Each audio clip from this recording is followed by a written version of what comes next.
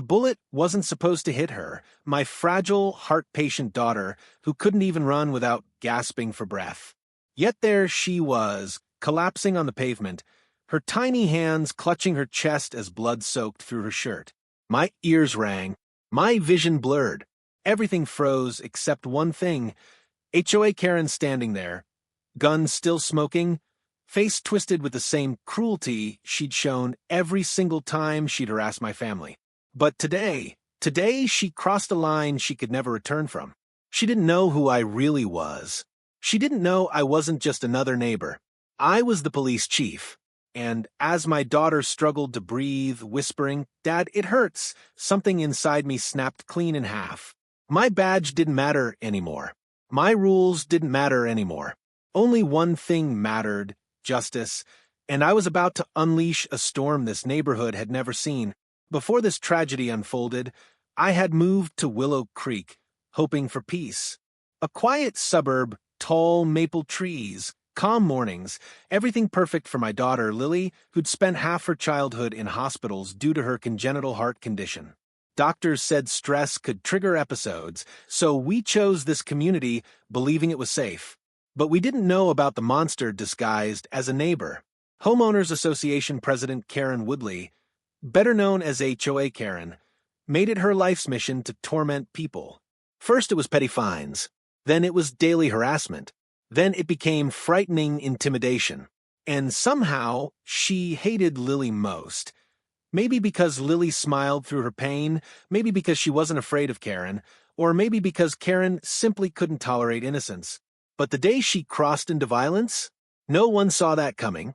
And before I start the story, before I reveal each twist, each truth, each moment that turned calm into chaos, comment and tell me, which city are you watching my video from? I love knowing where my viewers are tuning in from. And before we dive into this emotional journey, hit that subscribe button so you never miss a story that seeks justice, courage, and truth. Now, let's begin exactly where the nightmare started. It happened on a quiet Saturday morning, the kind that should have been peaceful, birds chirping, sun warm, breeze soft, yet something fell off the moment I stepped outside with Lily. She held my hand gently, her small fingers cool and delicate, the same way they'd felt since she was a baby with tubes and monitors taped to her chest. "Daddy, can we just walk to the mailbox? Just a little bit?" she asked, her voice hopeful, her breath light and careful, because even excitement had to be measured. I nodded, smiling, adjusting her heart monitor patch under her sweater before we stepped onto the driveway. She loved mornings, they made her feel alive. But as we approached the mailbox, I saw a familiar figure storming down the sidewalk. HOA Karen, wearing her usual royal blue HOA uniform, golden yellow collar flashing in the sun, expression already twisted like she'd woken up angry at the world. Her lips were tight, her eyebrows pulled low, her jaw clenched. She held a clipboard in one hand and something else, something metallic, in the other. I told myself it was probably another fine or notice she wanted to shove in my face. I didn't expect violence. Not then. Not ever. "You again," she snapped before we even reached the road. "Are you seriously letting your daughter walk outside? After I told you the HOA requires children to stay indoors until the new noise regulations are finalized." I blinked at her, stunned. "Karen, she's just going to the mailbox. It's not even 30 feet. Lily, gentle and polite, whispered, "Hi, Miss Karen, try and keep things calm." But Karen's eyes only hardened further. "Don't talk to me," she spat at my daughter, a heart-patient child, like she was trash. Anger simmered in my chest, but I swallowed it. I had learned to ignore her. My badge, my position as police chief, were things I kept hidden because I wanted to be treated like any other neighbor, not a superior. But in that moment, the restraint felt enormous. I placed myself partially in front of Lily, hoping Karen would just walk away. But then Karen's gaze drifted down, noticing a small sticker on Lily's sweater, one that said, "Stay strong, Heart Warriors." Something in Karen snapped. "Oh, so you're playing the sick card again? Trying to get sympathy from neighbors?" she barked, stepping closer, invading Lily's space. I took a deep breath. Karen, step back. But the more calm I stayed, the more unhinged she became. I've told you both 100 times. Your daughter brings unnecessary attention. People feel uncomfortable around sick kids. My jaw tightened. Lily's eyes dropped to the ground, her breath quickening, her small chest rising unevenly, signs I recognized instantly. Stress, fear. Her heart wouldn't be able to handle much more. Karen, I said again, my voice lower now, move away. Now. But instead of walking away, she reached into her pocket and pulled out something I had never seen her carry before, a small black handgun. My stomach dropped. Lily gasped.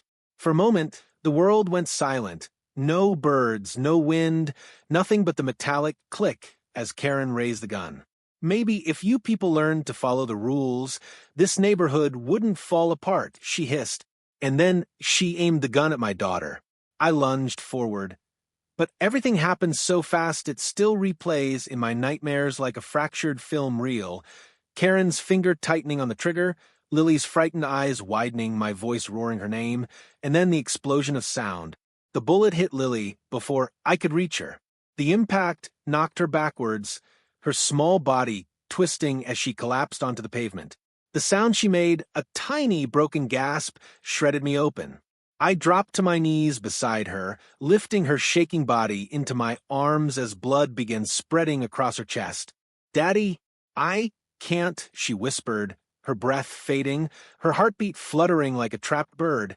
I pressed my hand against the wound, panic crashing through me, my mind spiraling with every medical emergency she'd ever had, every hospital hallway we'd walked. Every night, I prayed she'd live long enough to see middle school.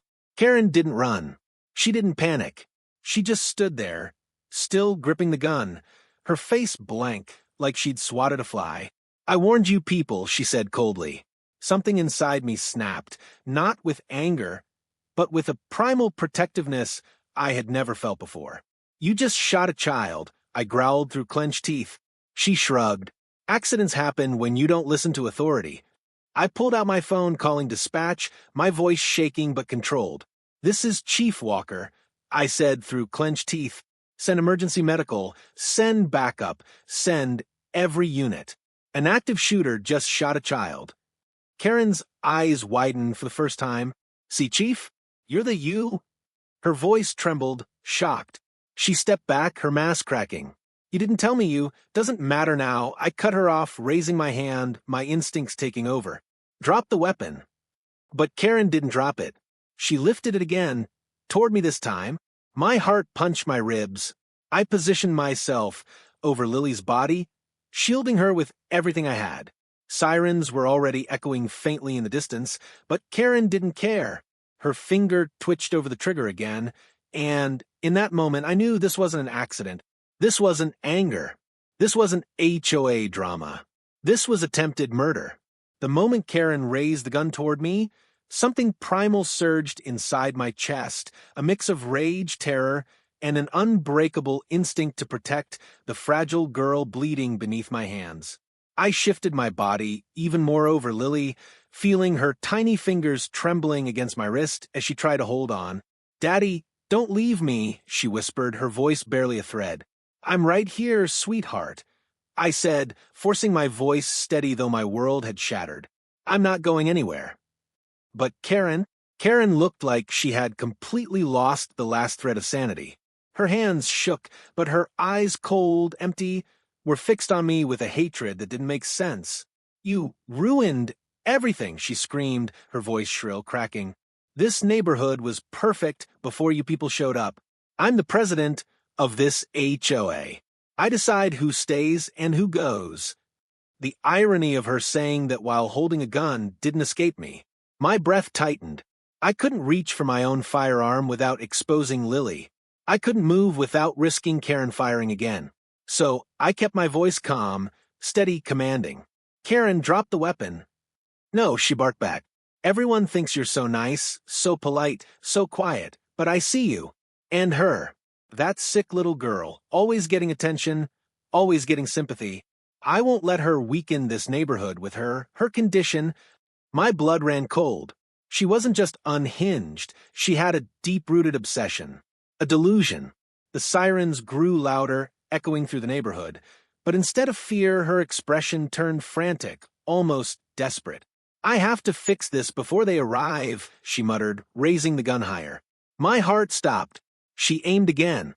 But before she could pull the trigger, a sharp voice sliced through the air. "Karen, put the gun down now." Officer Ramirez, one of my longest-serving deputies, burst into the scene, weapon raised, stance steady. Behind him, more patrol cars screeched to a halt. Officers spilled out, guns drawn, forming a perimeter. Neighbors peeked from windows, gasping as they saw Lily lying in my arms. Some rushed out screaming. Others froze, hands over their mouths. But Karen didn't care about any of them. She didn't lower her gun. She didn't run. She didn't even blink. She stared at me like she was possessed. "You lied me," she shouted. "You made me think you were weak. You made me think you were just another parent. But you're the chief. You tricked me." "Karen," I said again, voice firm, "put the weapon down before someone else gets hurt." Her eyes twitched. "No, I am the one in charge here." She fired. The crack split the air like lightning. I felt a burst of heat at my shoulder, barely grazed, but my body stayed locked over Lily. Officers unleashed commands, shouting for her to drop the gun, shouting warnings, but Karen only fired again, shooting wildly at the officers now. 2 bullets struck the asphalt. One shattered a patrol car window, and then she turned the gun back toward Lily. My heart detonated in my chest. "No." I roared, preparing to throw my entire body over my daughter. But Ramirez moved faster. A precise, controlled shot rang out. Karen's gun flew from her hand as she screamed, stumbling backward. Officers swarmed her, pinning her to the ground as she kicked and screamed like a rabid animal. "Get off me. I'm the HOA president. You can't arrest me. I run this community." Her voice echoed through the neighborhood, wild, delusional, but I didn't even look at her. My world was in my arms, fading. Lily's breaths were shallow, her eyes glassy. Her heartbeat monitor stuck on her skin began to beep erratically. Fear struck me harder than any bullet ever could. I lifted her gently, cradling her against me as paramedics rushed in. "We've got a pediatric gunshot," one shouted. "Possible compromise due to heart condition." "BP dropping fast," another yelled.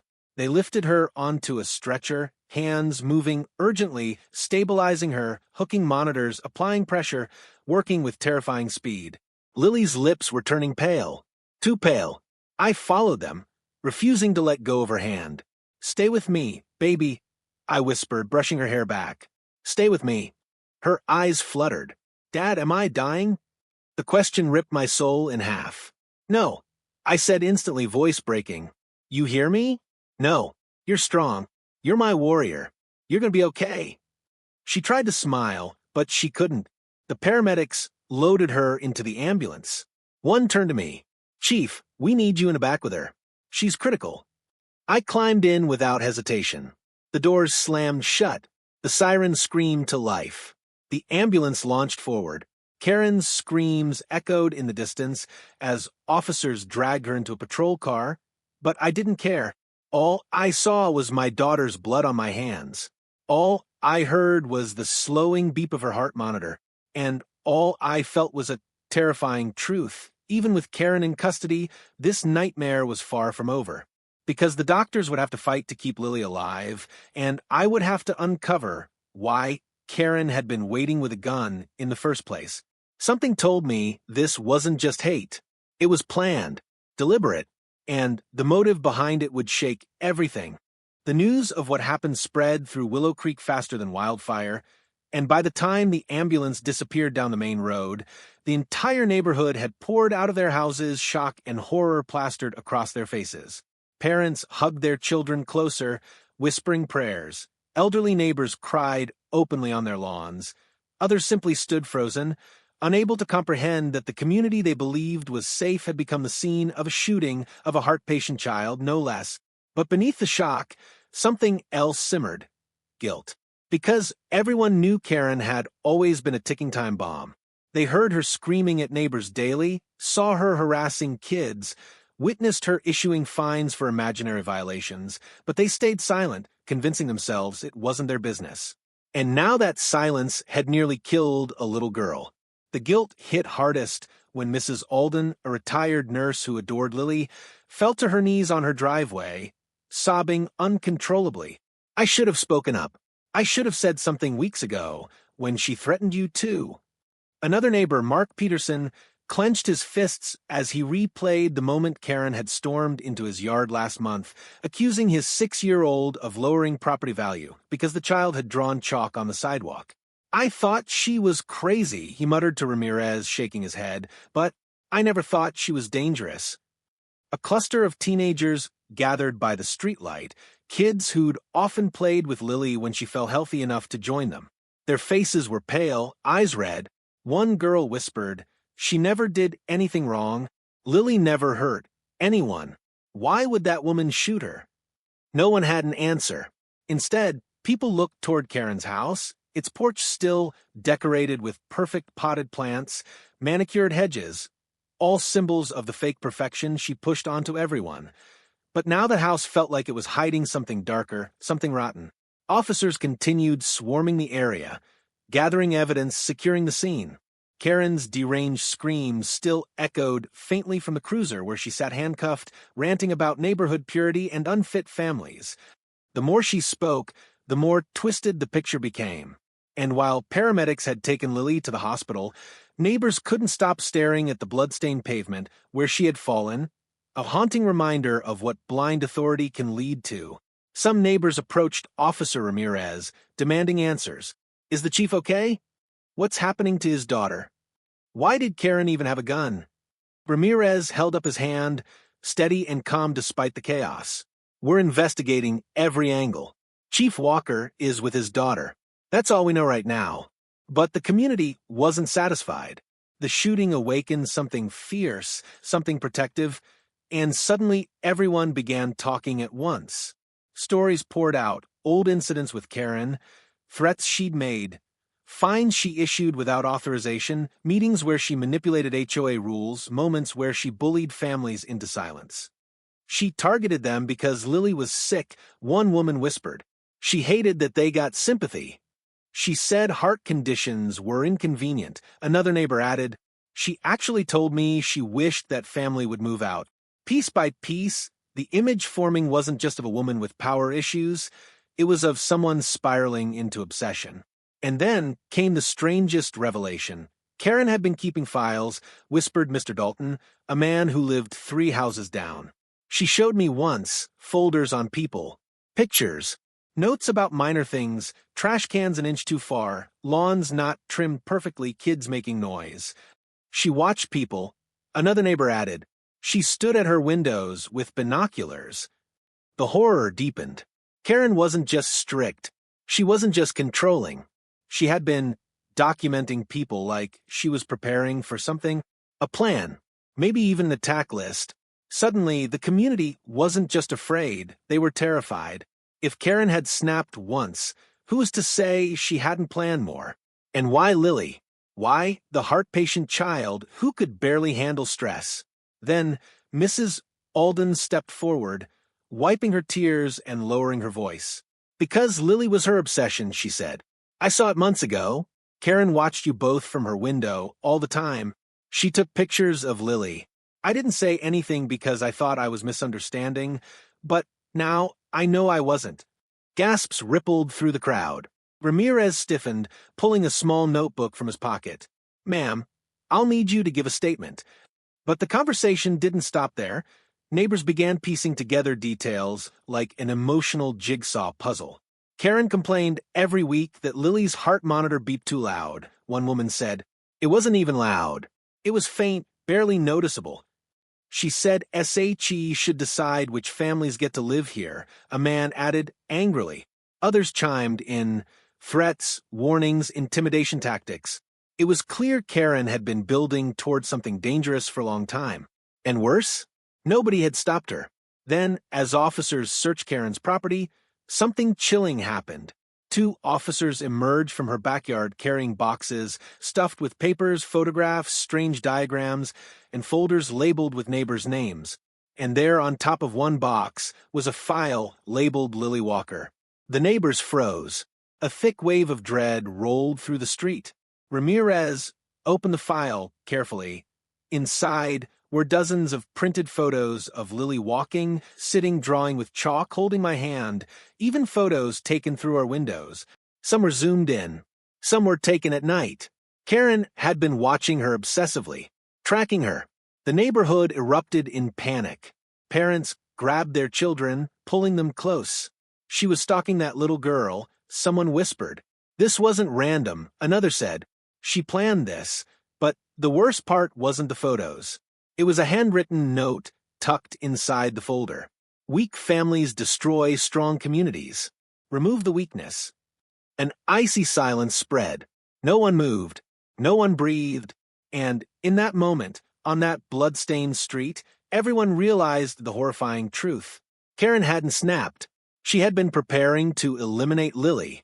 And now, the entire community feared what else they might uncover, because this was no longer an HOA dispute. This was the beginning of something much darker. Inside the ambulance, the world blurred into sirens, flashing lights, and the frantic beeping of Lily's heart monitor. But even as my emotions tore me apart, the cop in me, the chief, was already piecing together the crime.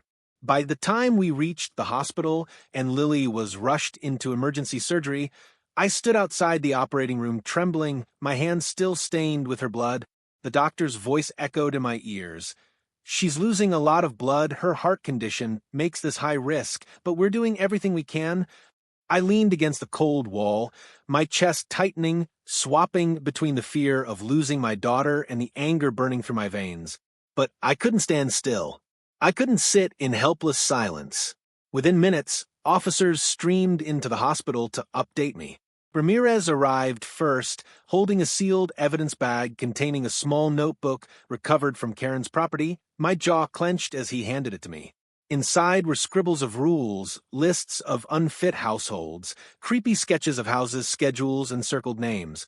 And Lily's name appeared again, highlighted, underlined, marked as priority. "Chief," Ramirez said quietly, "we found files in her garage, on multiple families.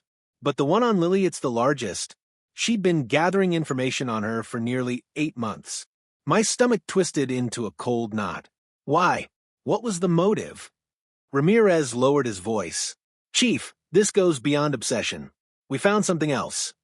He opened a second evidence bag containing a printed email, one Karen had never sent but drafted repeatedly. It read, "As HOA president, I must protect our community. Sick, weak, or unstable families lower safety and value. Action must be taken." She had typed those words more than 20 times, each draft more unhinged than the last. I took a shaky breath. She believed she was cleansing the community. Ramirez nodded grimly. "And there's more. She applied for a firearms permit 6 months ago.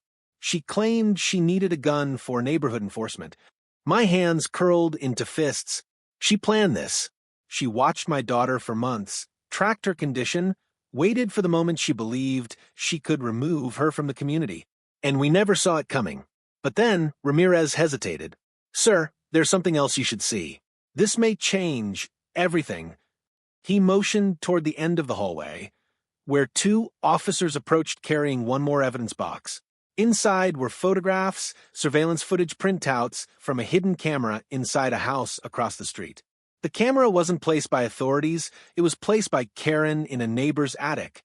In the footage, Karen could be seen pacing around her home at night, loading her gun, writing letters, rehearsing speeches about removing unfit families, and most chillingly, staring through binoculars at my house. One image captured her smiling while watching Lily draw with chalk on the sidewalk. Another captured her writing in her notebook while whispering something that looked like a prayer. She had a whole ritual, one officer whispered. This wasn't just obsession. It was fanaticism. My blood ran cold. Did we find anything connected to others? Any threats? "We found a list," Ramirez said grimly. "A list of the next families she wanted to target." He handed me the page. My hands shook as I read the names. 7 families, 3 children, 1 elderly couple, and at the top of the page, written in bold, aggressive handwriting, "Start with Walker." I exhaled shakily, the horror sinking deep. Her plan had been clear. Eliminate Lily, then move to the next. She believed she had a mission. A twisted, deranged mission. Before I could process it further, the surgeon burst through the doors. "Chief Walker." My heart stopped. "Yes." His eyes softened with a seriousness that nearly floored me. "Your daughter, she's alive, but she's in critical condition. The bullet missed her heart by just half an inch. We repaired what we could, but her heart is unstable. She's being moved to the ICU." Relief dropped me to my knees. I cover my face, choking back tears, thanking God, thanking fate, thanking every miracle that kept her alive. But even through the relief, exhaustion, and terror, I felt something else, determination. I stood back up, wiping my face. "Doctor, please take care of her. I'll be right here." The doctor nodded and returned to the surgical team. But I couldn't stay still. Not yet. Not until I finished what I started. I marched out of the ICU wing, Ramirez following. "We're interrogating Karen now," he said. "She keeps screaming about her rights as HOA president." "Bring her to me," I said, voice low, steady, deadly calm. Ramirez hesitated. "Chief, you're emotional." "I don't think, Ramirez, bring her to me." He nodded and left.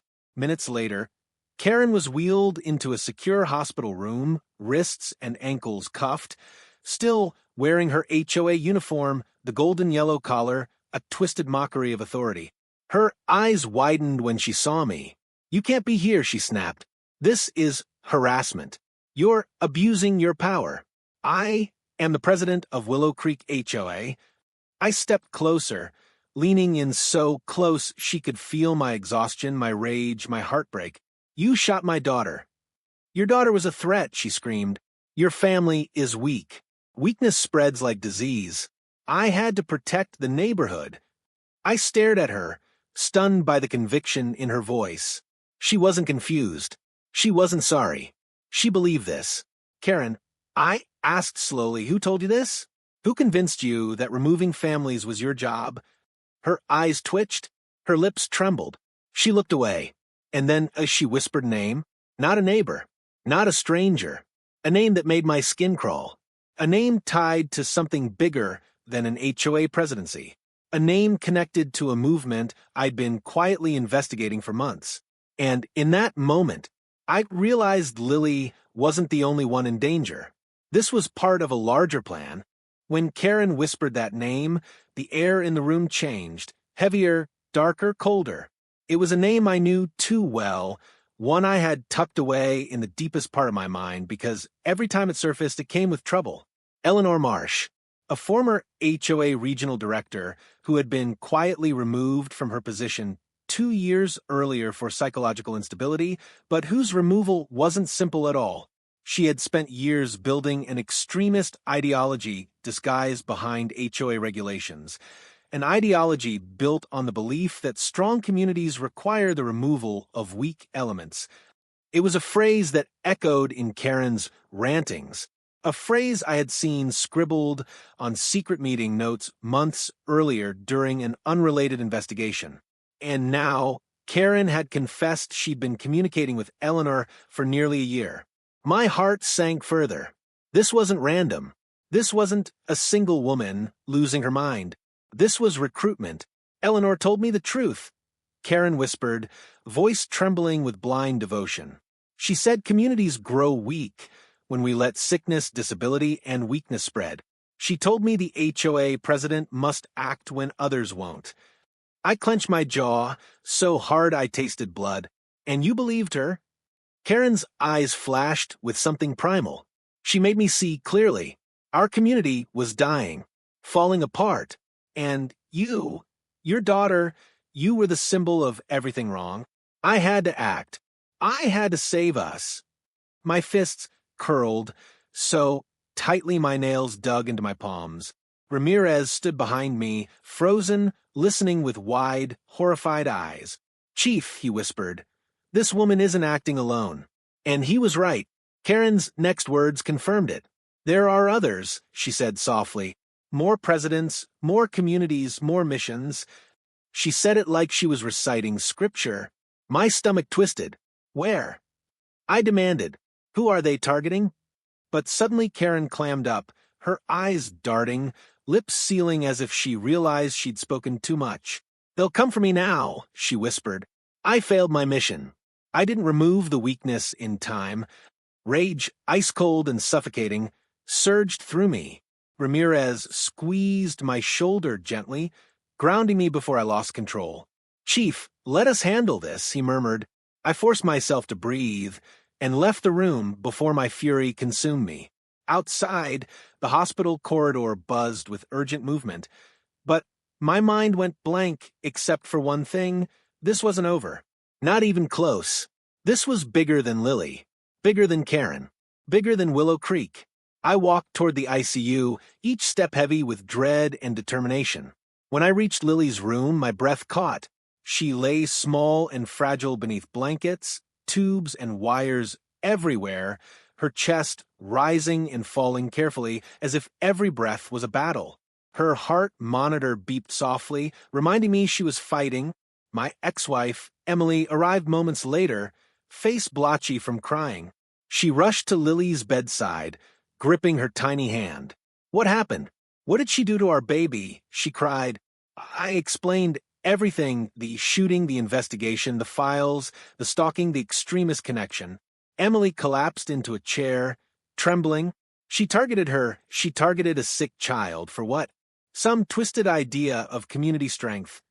I nodded, unable to speak, because words felt too small for the horror. After long silence, Emily lifted her head. "You'll stop them, right?" Her voice cracked. "You won't let anyone else hurt her?" I looked at Lily, the tubes, the machines, the bruised skin, the chest bandage, and something inside me hardened. "I won't let this happen again," I vowed. Not to her. Not to anyone. But even as I spoke, Ramirez rushed down the hall, breathing hard. "Chief, we found something else. You need to see this." My muscles tightened. "What now?" He handed me his phone. On the screen was a message pulled from Karen's email drafts. One scheduled to be sent tonight if she hadn't been arrested. The subject line read, "Initiating Phase 1. The email itself was addressed to 5 HOA presidents in other neighborhoods. The message: begin evaluations, identify weaknesses, prepare removals. Community strength comes first. My heart dropped. She wasn't the only one. Ramirez nodded grimly. And they just got the signal, because Karen was supposed to send this tonight. Meaning they don't know she's arrested. A chilling realization rippled through me. They think Phase 1 is starting. Before I could respond, another officer sprinted down the hallway. "Chief, we've got something else." The neighbors found a storage container behind Karen's shed. Inside, blueprints, maps, lists of families in other communities. She wasn't just preparing for this neighborhood. She was preparing a movement. My chest tightened. A movement built on eliminating the vulnerable. A movement that might already be in motion. Before I could process the implications, a loud beep echoed from Lily's room. A nurse rushed in. Emily screamed. I spun around, heart slamming into my ribs. Lily's monitor was spiking erratically, her heart rate dropping then climbing rapidly. "Her heart is unstable," the nurse yelled. "We need to stabilize her now." Doctors swarmed the room. I stood frozen in the doorway, breath trapped in my throat, watching the most important person in my life fight for every second. Emily sobbed uncontrollably. My knees weakened. But then Lily's tiny hand twitched. She lifted it weakly, as if searching for mine. I rushed forward, gripping her fingers carefully. "Daddy's here," I whispered, tears threatening to fall. "Fight, sweetheart. Please fight." Her eyelids fluttered. Her lips parted slightly. And then a faint whisper escaped her. "Don't let her hurt others." My heart shattered. Even in pain, even on the edge of life, she worried about others. About other kids, other families, others who might be targeted. And her words hit me like a lightning bolt. Lily wasn't just a victim. She was the spark. Because now I had a new mission to stop the entire movement before another child was hurt. And I would burn the world down to protect her. The moment Lily whispered those words, "Don't let her hurt others," something inside me crystallized into a sharp, unbreakable purpose. I wasn't just a father anymore. I wasn't just the police chief. I was the only thing standing between this extremist HOA network and countless innocent families across multiple neighborhoods. As doctors fought to stabilize her heart, I stepped out into the corridor, my mind racing with urgency. Ramirez and the investigative team were waiting for me, surrounded by evidence files, maps, emails, and a whiteboard filled with names and addresses. 5 HOA presidents who were part of the same extremist ideology as Karen. "Chief," Ramirez said, voice shaking, "we've connected the dots. These presidents have all been attending leadership retreats organized by Eleanor Marsh. Not corporate retreats, ideological indoctrination sessions. They call themselves the Clean Community Coalition." My jaw clenched. Clean Community Coalition, a sick name for a sick ideology. They believe removing sick elderly or disabled residents strengthens neighborhoods. Another officer added, "They hide behind HOA authority to justify their actions." For a moment, I felt the weight of the world pressing on my chest. But then I remembered Lily's tiny hand squeezing mine. That was enough to steady my heart. "We stopped them tonight," I said, voice cold and final. "We mobilized immediately. I didn't leave the hospital. I coordinated from there." The police cyber team traced group chats, encrypted communications, and secret forums tied to the coalition.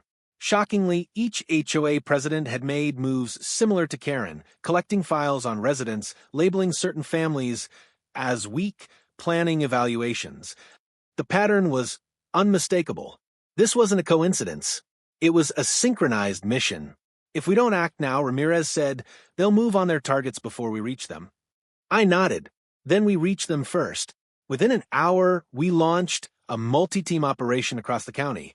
SWAT teams, patrol units, detectives, all deployed simultaneously to the homes of each president. I listened to the radio feed from the hospital hallway. Unit 5, suspect in custody. Unit 7, location clear, multiple evidence folders found. Unit 9, suspect tried to flee, detained. Unit 11, "Oh my God, Chief, you need to hear this." My stomach tightened. "Report." "We found a kid's room marked with tape on the floor. The HOA president labeled it removal target." My blood turned to ice.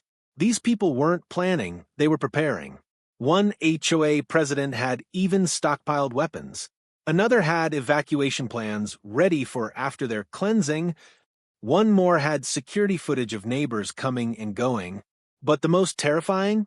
At Eleanor Marsh's residence, where she had gone into hiding, they found a manifesto, 300 pages, filled with instructions, maps, and timelines. A blueprint for spreading the movement nationwide. And on the first page, handwritten in black marker, "Begin with the vulnerable." I felt physically sick. "Secure everything," I ordered.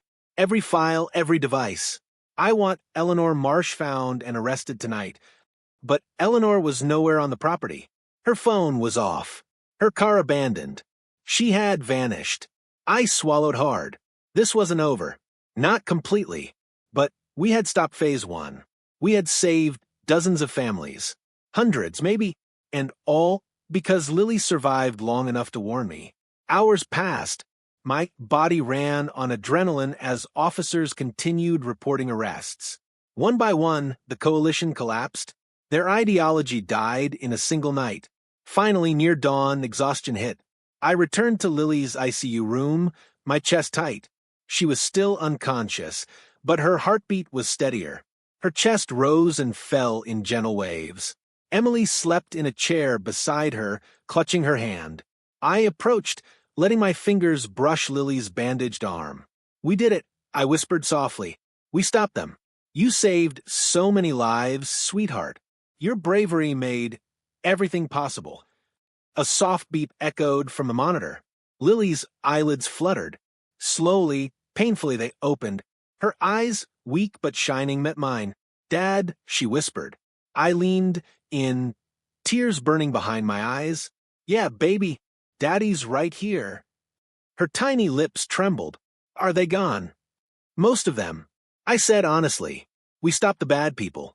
They won't hurt you. They won't hurt anyone else." She took a slow breath. "Good." Then she squeezed my hand with surprising strength. "You're my hero." Those 3 words broke me. I bowed my head, tears slipping onto her blankets. "No," I whispered. "You're mine." The doctor entered the room moments later, smiling softly. "She's stable," he said. "I think she's going to heal with time." Relief washed over me in a wave, so strong it nearly knocked me off my feet. My baby girl, my fragile heart-patient warrior, was going to survive. Hours later, I stepped out of the ICU to find nearly the entire Willow Creek community gathered in the lobby. Families, children, neighbors who once stayed silent now stood united. When they saw me, they applauded. Some cried, some hugged me, some thanked me for saving their lives. But I shook my head. "Don't thank me," I told them. "Thank my daughter. She showed us the danger before it was too late." And then something beautiful happened. Mrs. Alden began organizing a neighborhood watch, not to spy or punish, but to protect vulnerable families. Parents volunteered to support one another, ensuring kindness replaced fear. The darkness Karen tried to spread was replaced with unity, and though Eleanor Marsh was still missing, we dismantled her entire network. The movement was dead, for now, but I would stay ready, always. Because my daughter taught me something priceless. Strength isn't measured by perfection or appearance. Strength is measured by compassion, resilience, and love. And Lily was the strongest of us all. If you've made it this far, thank you. Truly. Stories like this aren't just stories. They're reminders that there are real families, real children, and real battles happening behind closed doors every day. And if Lily's courage touched your heart even a little, then do me one favor. Drop your city in the comments so I know exactly where my community of strong, compassionate viewers is watching from. I read every single one. Before you go, make sure you hit that subscribe button because every week I bring you stories of justice, bravery, and families who refuse to break no matter what darkness comes their way. And trust me, the next story is even more shocking, more emotional, and more unbelievable than this one. You won't want to miss it.